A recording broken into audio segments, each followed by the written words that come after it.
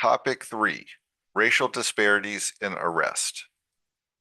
This question is based on arrest records data that police departments have reported to the Massachusetts Executive Office of Public Safety and Security. The following analysis is based on 19 years of data from 2007 to 2025.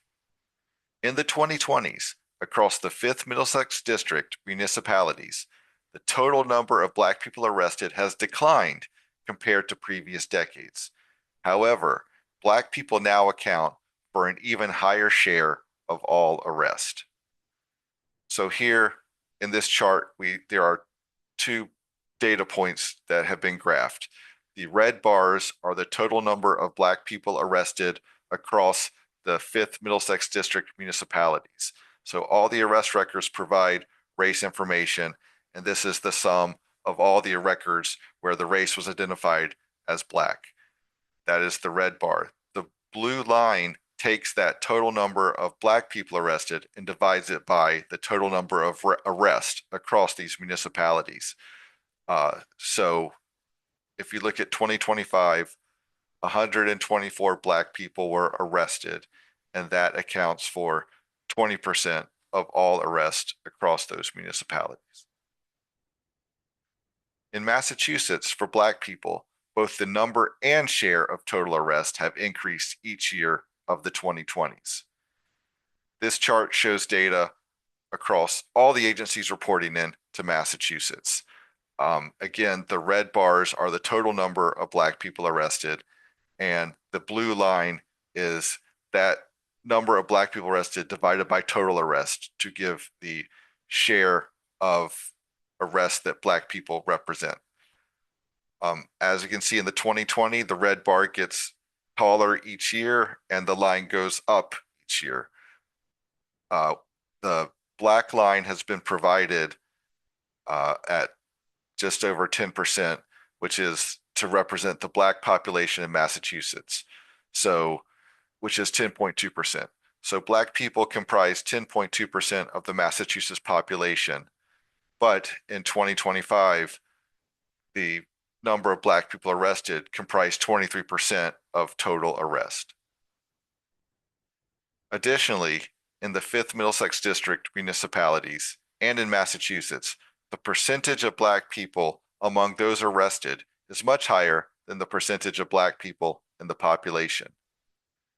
This chart shows in the red bars the percent of arrests who are Black people, and the blue bar showed the percent of Black people in that municipality's population. Again, it's shown for each of the 5th Middlesex District's municipalities, and Massachusetts is provided at the right for comparison. So looking at Massachusetts, across these years, Black people comprised 15.7% of total arrest, and that is compared to the population composition for Black people in Massachusetts of 10.2%. Question 3, as Senator, what steps would you take to ensure that police departments in Massachusetts are not engaging in policing practices that perpetuate systemic racism?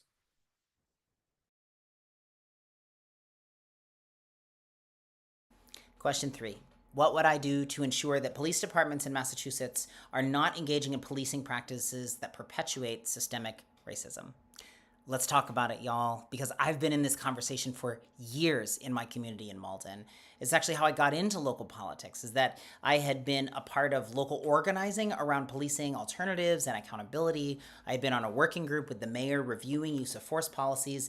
And so we really needed more progressive voices who understood what it was like to be a person of color in this country, and who were going to have this conversation in public. And so once I got elected, I helped create Malden's Police Community Advisory Council. I am their liaison, and they get the kind of data that we've seen here in this forum about arrests, as well as earlier on, like traffic stops, and specifically around use of force and department demographics.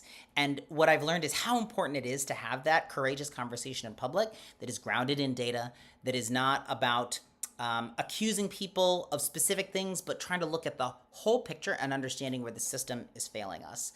So that is absolutely what I would continue as a state senator.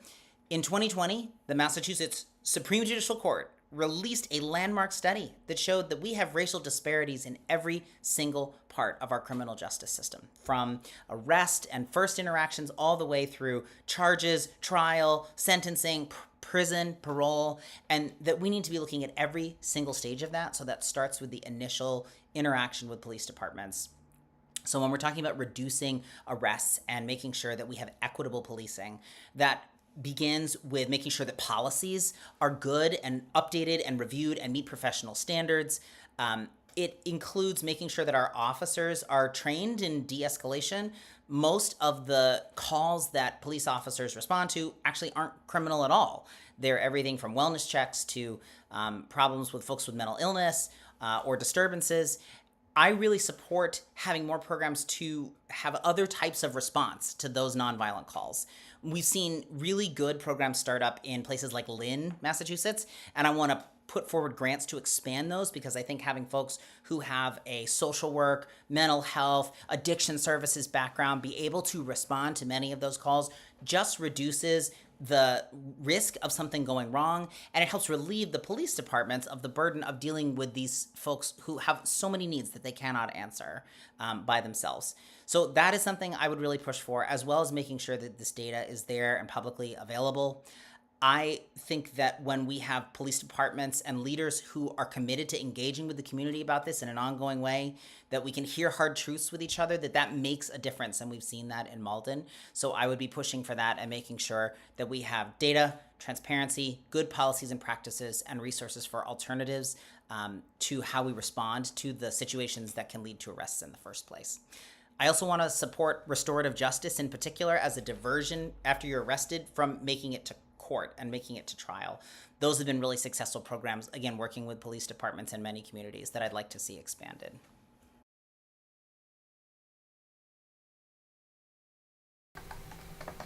There's been a lot of great work around this in Malden, and I really want to highlight the hard work of Counselor at Large Karen Cologne Hayes, who was previously our Human Services Officer and really helped build a foundation with a number of community organizations like Malden Core to kind of really help change this narrative in Malden.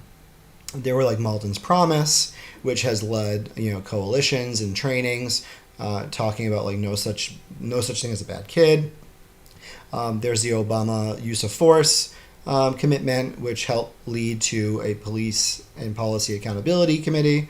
But training is essential in this area, and we have to have good data practices. We need to make sure that what we are capturing reflects what's really going on the ground. So data quality, I think, is really important here. As for specifics, obviously Massachusetts has the POST, Peace Officer Standards Training Commission. So I believe strengthening that organization, tying municipal state aid to strict compliance with civil rights, and mandating independent investigations of officer alleged misconduct. I think also we need to understand that de-escalation is so essential in this space. And as part of that, I think this is something that is important for everyone to know, is that police are civilians. Like, we should not be militarizing our civilian police force. And I just think it's really important that we understand that. Police are civilians. They are our civilian police force. And I think that we have to expect them to act like civilians and not act like military.